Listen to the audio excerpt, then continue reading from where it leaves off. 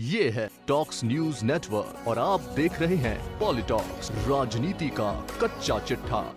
खटीमा में रैली को संबोधित करते हुए कांग्रेस के दिग्गज नेता और पूर्व सीएम हरीश रावत ने बीजेपी सरकार को जमकर कोसा है। हरीश रावत ने केंद्र सरकार को किसान विरोधी सरकार बताया। रावत ने कहा कि जो किसानों की ललकार है वह उसकी खटीमा से हुंकार है। हरीश रावत ने कहा कि बीजेपी की सरकार में गरीबों और आम आदमी की आमदनी घटी है जबकि अमीरों की बढ़ी है। उन्होंने महंगाई के मुद्दे पर सरकार को जमकर कोसा।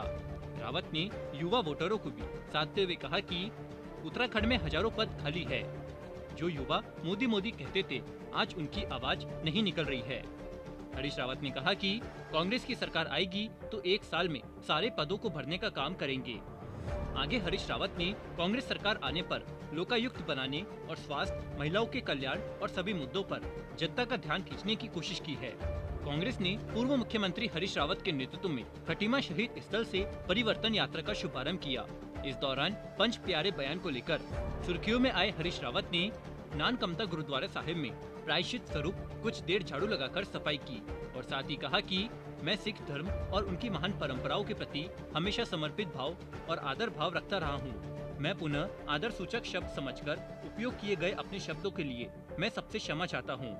हरीश रावत ने अपना वादा निभाकर पंजाबी समाज का दिल जीत लिया है। वहीं परिवर्तन यात्रा शुरू करने से पहले हरीश रावत ने एक सोशल मीडिया पोस्ट में तेजाब से हमले किए जाने का जिक्र भी किया, जिसके बाद से सभी कांग्रेस कार्यकर्ता पूरी रैली के दौरान सतर्क नजर आए।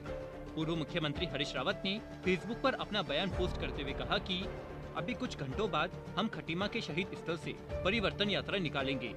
हरीश रावत ने कहा कि मुझे 2 विशेष सूत्रों से सूचना मिली है जो चिंताजनक है। राजनीति में प्रतिद्वंदिता हो, स्वस्थ प्रतिद्वंदिता हो, वैचारिक प्रतिद्वंदिता हो, कर्म करने की प्रतिद्वंदिता होती है, मगर यदि आप अपने राजनीतिक प्रतिद्वंद के ऊपर छात्रों को उकसा करके या कुछ लोगों को मोटिवेट करके उनके जरिए शाही में तेजाब मिलाकर कांग्रेस के नेताओं की यात्रा में किसी एक व्यक्ति को चिन्हित करके फेंकना चाहेंगे तो ये उत्तराखंड की राजनीति के लिए कलंकपूर्ण अध्याय होगा। हरीश रावत ने आगे कहा कि यदि ऐसा होता है तो उस राजनीतिक दल का सहज ही अनुमान लगाया जा सकता है कि यह कौन सा राजनीतिक दल है। तो इसलिए सूचना मिलते ही मैं इसको सभी जिसमें प्रशासनिक एजेंसियां भी सम्मिलित है, पुलिस भी सम्मिलित है और राजनीतिक दल भी सम्मिलित है, उनके साथ साझा कर रहा हूँ। मेरी माँ पूर्णागिरी से प्रार्थना है कि ऐसा न हो, यह एक केवल आशंका मात्र हो और उसके आधार पर यह सूचना मुझ तक पहुँची हो। मगर यदि ऐसा कोई प्रयास होता है तो यह उत्तराखंड की राजनीति का बड़ा ही दुखद अध्याय होगा, एक बड़ा ही निंदनीय प्रयास होगा। पूर्व मुख्यमंत्री हरीश रावत के इस बयान के बाद प्रदेश में सनसनी फैली और समर्थकों ने इसके लिए विभिन्न राजनीतिक पार्टियों को निशाना बनाना शुरू कर दिया। हालांकि खबर लीकेज जाने तक इस तरह की कोई भी घटना सामने नहीं आई। अब ये तो हरीश रावत ही जाने उन्होंने ये बयान अपने चुनावी शंखनाद को चर्चा में लाने के लिए दिया था या फिर सच में कोई ऐसा करने वाला था। रावत ने इसको लेकर कोई खुलासा भी नहीं किया है। वहीं सत्ताधारी बीजेपी ने श्रीनगर गढ़वाल में जन आशीर्वाद रैली के जरिए अपनी ताकत दिखाई तो विपक्षी कांग्रेस ने खटीमा से परिवर्तन यात्रा का आगाज कर शक्ति प्रदर्शन किया। इस दौरान दोनों दलों ने एक दूसरे पर जमकर राजनीतिक प्रहार किए। बीजेपी ने कांग्रेस को तुष्टीकरण की राजनीति करने का आरोप लगाया तो कांग्रेस ने मोदी और धामी सरकार को जमकर कोसा है।